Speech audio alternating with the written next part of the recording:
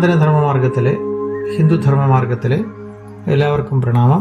ഞാൻ ഡോക്ടർ വാമനൻ നമ്പൂതിരി, കൊട്ടാരക്കര. എല്ലാ ബുധനാഴ്ചയും നടത്തി വരാറുള്ള സനാതന ധർമ്മ ആചാര ചിന്തകൾ അതിൻ്റെ 127 ഭാഗത്തിലേക്ക് ഏവർക്കും സ്വാഗതം. മുണ്ടകോപനിഷത്താണ് നമ്മളിപ്പോൾ ചർച്ച ചെയ്തുകൊണ്ടിരിക്കുന്നത്. അതിൽ രണ്ടാം മുണ്ടകം, രണ്ടാം ഖണ്ഡമാണ് ഇപ്പോൾ നമ്മൾ പറഞ്ഞുകൊണ്ടിരിക്കുന്നത്. കഴിഞ്ഞ ദിവസം നമ്മൾ പരമാത്മാവിൻ്റെ, ബ്രഹ്മത്തിൻ്റെ സ്വഭാവ വിശേഷങ്ങളെക്കുറിച്ച് പറയുകയുണ്ടായി. പ്രപഞ്ചത്തിൻ്റെ നിലനിൽപ്പിന് ആധാരമെന്ന് പറയുന്നത് ബ്രഹ്മമെന്ന് പറയുന്ന പരമാത്മ സങ്കല്പമാണ് എന്ന് നമ്മൾ സൂചിപ്പിച്ചു. ആ ബ്രഹ്മത്തിൽ നിന്നാണ് സർവ ചരാചരങ്ങളും ഉണ്ടായിട്ടുള്ളത് എന്ന് നമ്മൾ പറഞ്ഞു. ആ ബ്രഹ്മ സാക്ഷാത്കാരത്തിനായിട്ട് ഏറ്റവും പ്രാധാന്യമുള്ള ഒന്നാണ് പ്രണവോപാസന എന്ന് നമ്മൾ സൂചിപ്പിച്ചു.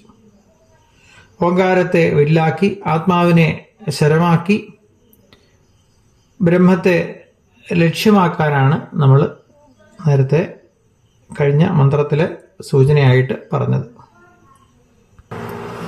നമ്മുടെ നിലനിൽപ്പിന് ആധാരമായ ആത്മ ചൈതന്യത്തെക്കുറിച്ചാണ് പിന്നീട് സൂചിപ്പിക്കുന്നത്. ഇപ്പം ശരീരത്തിലെ എല്ലാ അവയവങ്ങൾക്കും പ്രവർത്തന ശക്തി നൽകുന്ന ചൈതന്യം ഹൃദയത്തിൽ നിന്നാണ് പ്രവർത്തിക്കുന്നത് എന്ന് ഉപനിഷത്ത് സൂചിപ്പിക്കുന്നു. ആ ചൈതന്യം പ്രവഹിക്കുന്ന ഉപാധികളെയാണ് നാഡികൾ എന്ന് പറയുന്നത്. അവയുടെ എല്ലാം കേന്ദ്രസ്ഥാനമായ ഹൃദയത്തിലാണ് ആത്മചൈതന്യം കുടികൊള്ളുന്നത്. അതായത് ഹൃദയത്തിലാണ് ആത്മാവിനെ സാക്ഷാത്കരിക്കേണ്ടത് എന്ന് താല്പര്യം. സാക്ഷാത്കരിക്കാനുള്ള മാർഗമായിട്ട് നേരത്തെ നമ്മൾ പ്രണവോപാസനയെ സൂചിപ്പിക്കുകയുണ്ടായി.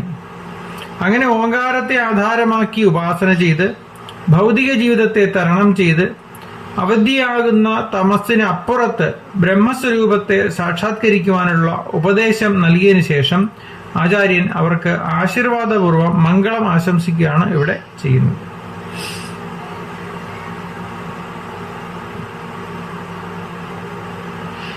ഏതൊരുവൻ സാമാന്യ രൂപത്തിലും വിശേഷ രൂപത്തിലും എല്ലാം അറിയുന്നവനാകുന്നുവോ, ഈ കാണുന്നതെല്ലാം ഏതൊരു ശക്തിയുടെ വിഭൂതിയാണോ, അങ്ങനെയുള്ള ആ ആത്മാവ് ദിവ്യമായ ബ്രഹ്മത്തിന്റെ ആസ്ഥാനമായ ഹൃദയത്തിന്റെ ആകാശത്തിൽ അവരോധിക്കപ്പെട്ടിരിക്കുന്നു.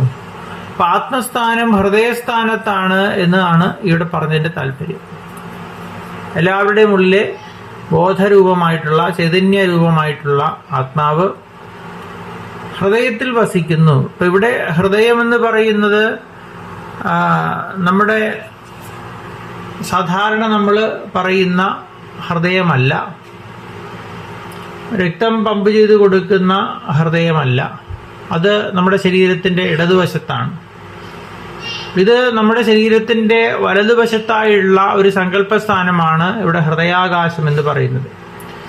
ആ ഹൃദയാകാശത്തിൽ നിന്നാണ് നമുക്ക് പ്രവർത്തിക്കാൻ വേണ്ട സർവശക്തി ചൈതന്യങ്ങളും പുറത്തേക്ക് വരുന്നത് എന്ന് ഋഷീവര്യന്മാരെ സൂചിപ്പിക്കുന്നു.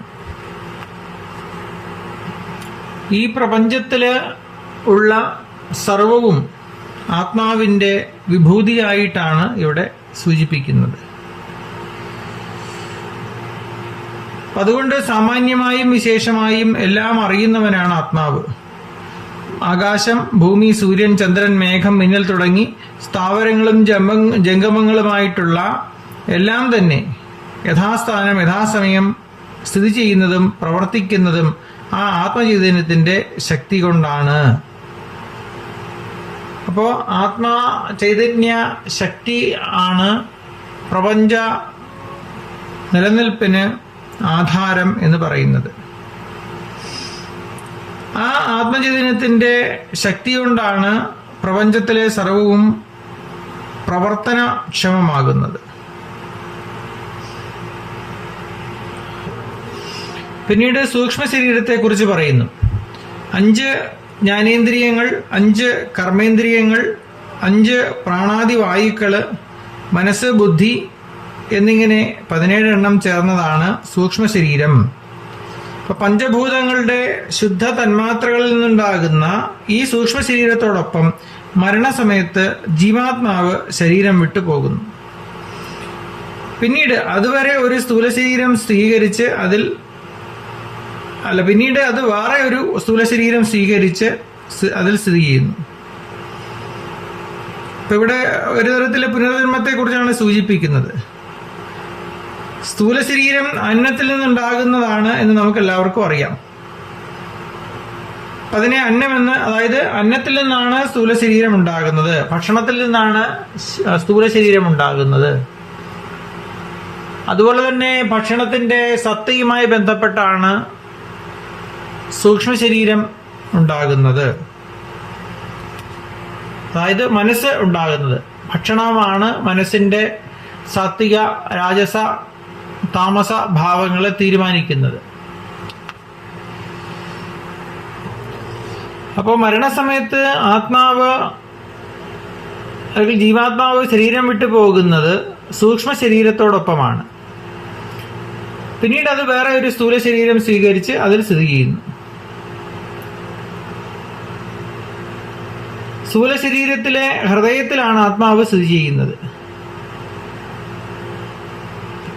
ഇതുകൊണ്ട് ആത്മാസാക്ഷാത്കാരം എന്ന് പറയുന്നത് സ്വഹൃദയ സാക്ഷാത്കാരം തന്നെയാണ് എന്ന് വരുന്നു. തുടർന്ന് ഭക്തന്മാരെ കുറിച്ച്, ആത്മാ സാക്ഷാത്കാരത്തിന് വേണ്ടി പ്രയത്നിക്കുന്ന ഭക്തന്മാര് 3 വിധത്തിലുണ്ട് എന്ന് പറയുന്നു. ഇത് ഈ വിഷയവുമായി ബന്ധപ്പെട്ട് ശ്രീരാമകൃഷ്ണ പരമഹംസരുടെ അഭിപ്രായമാണ് എന്നും കൂടി സൂചിപ്പിക്കുകയാണ്. അപ്പൊ 3 തരം ഭക്തന്മാർ, അതായത് ആകാശത്തിന് മേലെ ഈശ്വരനുള്ളതായിട്ടാണ് അധമ ഭക്തന്മാർ കരുതുന്നത്. അപ്പൊ ഉത്തമ, മധ്യമ, അധമ ഭക്തന്മാരുടെ ചിന്തകൾ അല്ലെങ്കിൽ സ്വഭാവത്തെ കുറിച്ചാണ് പറയുന്നത്. ആകാശത്തിന് മേലെ ഈശ്വരനുള്ളതായിട്ടാണ് അധമ ഭക്തന്മാർ പറയുന്നത്. മധ്യമ ഭക്തന്മാർ പറയുന്നത് ഈശ്വരൻ സർവഭൂതങ്ങളിലും ചൈതന്യ രൂപത്തിലും പ്രാണരൂപത്തിലും സ്ഥിതി ചെയ്യുന്നു എന്നാണ്.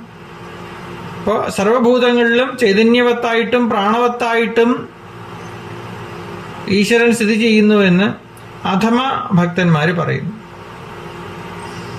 എന്നാൽ ഉത്തമ ഭക്തൻ പറയുന്നത് ഈശ്വരൻ സ്വയം സർവവുമായിരിക്കുന്നുവെന്നും ഞാൻ കാണുന്നതെല്ലാം ഈശ്വരന്റെ ഓരോ രൂപങ്ങളാണെന്നും അദ്ദേഹം തന്നെയാണ് മായയും ജീവനും ജഗത്തും എല്ലാം ആയിരിക്കുന്നതെന്നും അദ്ദേഹമല്ലാതെ യാതൊന്നുമില്ലെന്നും ഈശ്വര ദർശനം കൂടാതെ ഇതേ രീതിയിലെ അവസ്ഥ ഉണ്ടാകുകയില്ല എന്നുമാണ്. ഇപ്പൊ എല്ലാത്തിലും ഈശ്വരൻ ദർശിക്കുന്ന ഒരു സ്വഭാവ വിശേഷമാണ് ഇവിടെ അനാവരണം ചെയ്യുന്നത്. അപ്പൊ ഈ പ്രപഞ്ചം തന്നെ ഈശ്വരമയമാണ് എന്ന തോന്നലാണ് ഉത്തമ ഭക്തന് ഉണ്ടാകേണ്ടത്. താനും പ്രപഞ്ചവും തമ്മിൽ വ്യത്യാസമില്ല എന്നും തന്നിലുള്ള ആത്മചൈതന്യവും ഈ പ്രപഞ്ച ചൈതന്യവും ഒന്നാണ് എന്നുമുള്ള ഒരു ചിന്തയാണ് ആത്മസാക്ഷാത്കാരത്തിന് ആദ്യം വേണ്ടത്. പിന്നീട് പരമവും അവശവുമായ ആത്മാവ് സാക്ഷാത്കരിക്കപ്പെടുമ്പോൾ ഹൃദയത്തിന്റെ ബന്ധനം ഇല്ലാതാകുന്നു. അതോടെ സകല സംശയങ്ങളും ദൂരീകരിക്കപ്പെടുന്നു. അതോടെ സർവകർമ്മങ്ങളും ക്ഷയിക്കുകയും ചെയ്യുന്നു. അപ്പോൾ ബ്രഹ്മ സാക്ഷാത്കാരം അല്ലെങ്കിൽ ഈശ്വര സാക്ഷാത്കാരം ചെയ്യേണ്ടതിൻ്റെ ആവശ്യകതയാണ് ഇവിടെ ഈ വരികളിലൂടെ നമുക്ക് മനസ്സിലാക്കി തരുന്നത്. പിന്നീട് അടുത്ത മന്ത്രത്താൽ പ്രപഞ്ചത്തിലെ സർവത്ര അന്തര്യാമി രൂപേണയും പ്രപഞ്ച അതീതമായും സ്ഥിതി ചെയ്യുന്ന ആത്മാവിനെ അറിഞ്ഞാലുണ്ടാകുന്ന ഫലത്തെക്കുറിച്ച് പറയുന്നു.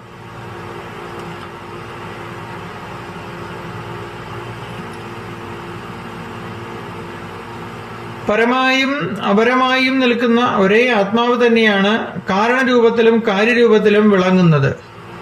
ലോകത്തിൽ കാണുന്ന വൈവിധ്യങ്ങളെല്ലാം മിഥ്യയാണെന്നും ഈ പ്രതിഭാസങ്ങൾക്കെല്ലാം അടിസ്ഥാനമായി നിലനിൽക്കുന്ന പരമാത്മാവ് മാത്രമേ സത്യമായിട്ടുള്ളൂ എന്നും ഉള്ള ജ്ഞാനമാണ് ആത്മജ്ഞാനം. ആത്മജ്ഞാനം എന്ന് പറഞ്ഞാൽ പരമാത്മാവിനെ അറിയൽ എന്ന് താല്പര്യം.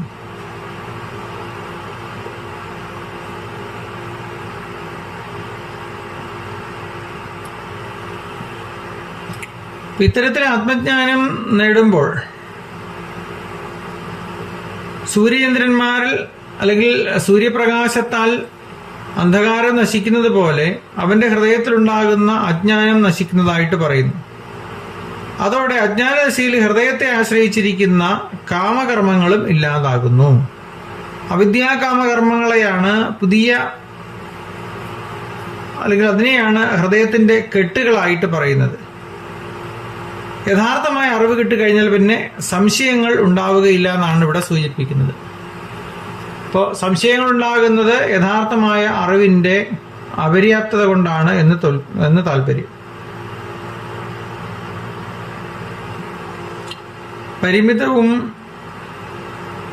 അപൂർണവും ഉപാധിയുക്തവുമായ ആത്മാവിലുള്ള ഞാനെന്ന ബോധമാണ് എല്ലാ കർമ്മങ്ങൾക്കും കാരണമായി നിൽക്കുന്നത്. അജ്ഞാനമൂലകമായ ആ ഞാനെന്ന ബോധം നശിക്കുന്നതോടുകൂടി അജ്ഞാനദശയിൽ ചെയ്തിട്ടുള്ള കർമ്മങ്ങൾക്ക് അവൻ ഉത്തരവാദിയായി തീരുന്നില്ല.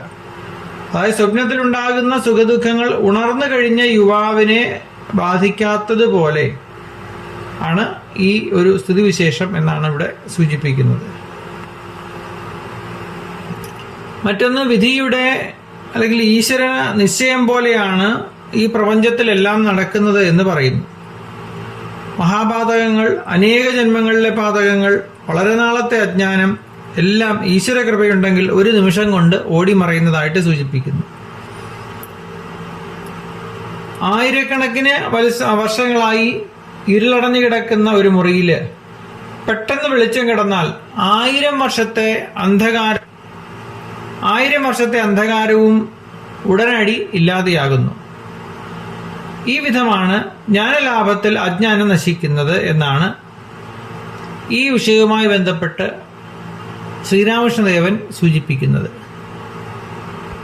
ഇപ്പൊ ജ്ഞാനമാകുന്ന സൂര്യന്റെ ഉദയത്തിൽ അജ്ഞാനമാകുന്ന അന്ധകാരം ഇല്ലാതായിത്തീരുകയും ആ അജ്ഞാന അന്ധകാരം ഇല്ലാതായിത്തീരുന്ന അവസ്ഥയാണ് മോക്ഷമെന്ന് ഇവിടെ സൂചിപ്പിക്കുന്നു. ഇത്രയും സൂചിപ്പിച്ചുകൊണ്ട് ഇന്നത്തെ പ്രഭാഷണം അവസാനിപ്പിക്കുകയാണ്. എൻ്റെ ഫോൺ നമ്പർ 94 47 30 62 73. നമസ്തേ.